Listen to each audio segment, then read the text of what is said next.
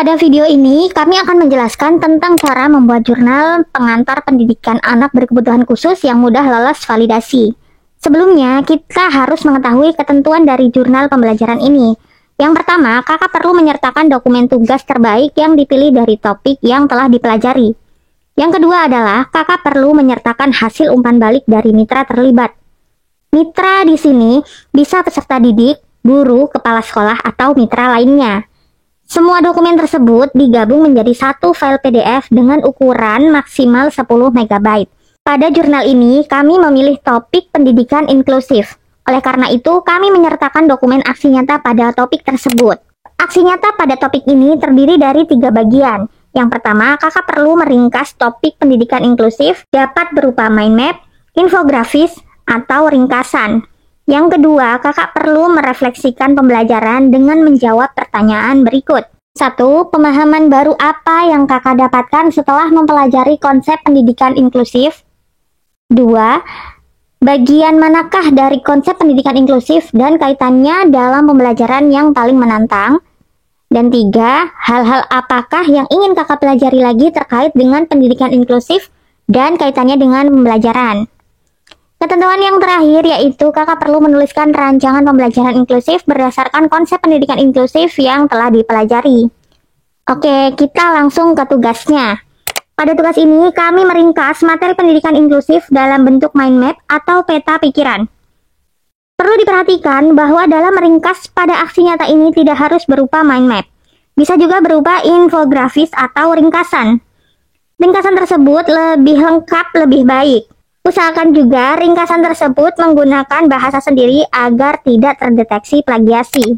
Selanjutnya, kami melakukan refleksi pembelajaran dengan menjawab pertanyaan-pertanyaan pada aksi nyata. Pertanyaan pertama pada aksi nyata yaitu tentang pemahaman baru yang didapatkan setelah mempelajari topik. Setelah saya belajar tentang pendidikan inklusif, saya menyadari bahwa setiap peserta didik memiliki kebutuhan belajar yang berbeda.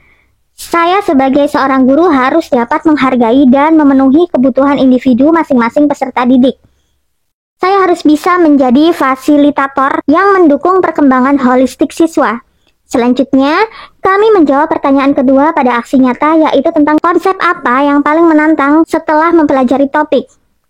Menurut saya, konsep pendidikan inklusif yang paling menantang yaitu bagaimana mendidik anak-anak yang berasal dari lingkungan sosial yang memiliki nilai-nilai yang berbeda dengan yang diajarkan di sekolah. Perbedaan nilai ini membentuk perilaku siswa yang mereka bawa ke sekolah. Selanjutnya, kami menjawab pertanyaan ketiga pada aksi nyata yaitu tentang apa yang ingin dipelajari lagi terkait pendidikan inklusif. Hal yang ingin saya pelajari lagi terkait pendidikan inklusif adalah bagaimana metode dan strategi yang tepat untuk diterapkan sesuai dengan kebutuhan peserta didik.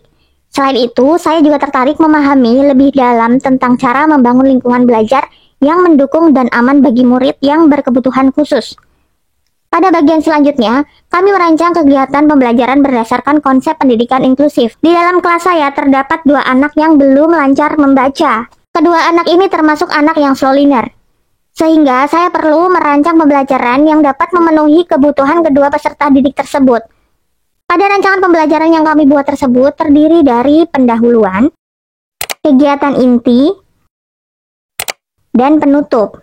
Tentunya kegiatan pembelajaran yang dirancang harus bisa mengakomodasi kebutuhan dari kedua peserta didik slow learner tersebut. Bagian selanjutnya yaitu umpan balik. Pada umpan balik ini berisi tanggapan dari mitra terkait kegiatan pembelajaran yang kakak rancang atau yang telah kakak praktikkan. Umpan balik ini dapat diketik secara langsung pada jurnal, bisa ditulis tangan lalu di-scan dan dimasukkan ke jurnal. Bisa juga menggunakan Google Form lalu di-screenshot dan dimasukkan ke dalam jurnal. Agar lebih menarik, bisa juga ditambahkan foto dari rekan guru yang memberikan umpan balik. Bagian terakhir yaitu dokumentasi. Dokumentasi ini tidak wajib ada ya kak. Jika ada, dokumentasi ini dapat berisi foto saat kakak mempresentasikan rancangan kakak kepada guru-guru di sekolah atau saat kakak mempraktikkan pembelajaran yang kakak rancang tersebut. Jika kakak ingin dibimbing dalam menjalani PPG Dalja Piloting dari awal PPG sampai lulus PPG dan mendapatkan sertifikat PPG, kami menyediakan bimbingan belajar khusus PPG Piloting. Fasilitas yang kami sediakan yaitu contoh dan tips mengerjakan aksi nyata seluruh topik, contoh dan tips mengerjakan jurnal pembelajaran serta modul PMM, Contoh jawaban tugas modul PMM dan post-tes PMM. Latihan soal UTBK yang terdiri dari SCT dan PCK beserta pembahasannya, video pembelajaran dan video pembahasan soal. Soal FR yang keluar pada tes sebelumnya. Contoh perangkat pembelajaran ujian kinerja, tips membuat video praktik pembelajaran, studi kasus reflektif, grup diskusi, dan berbagai fasilitas lainnya. Fasilitas tersebut bisa kakak dapatkan dengan bergabung bersama bimbel PPG kami melalui website bimbel.ladida.id atau dapat menghubungi nomor admin kami yang kami cantumkan pada deskripsi video ini. Terima kasih.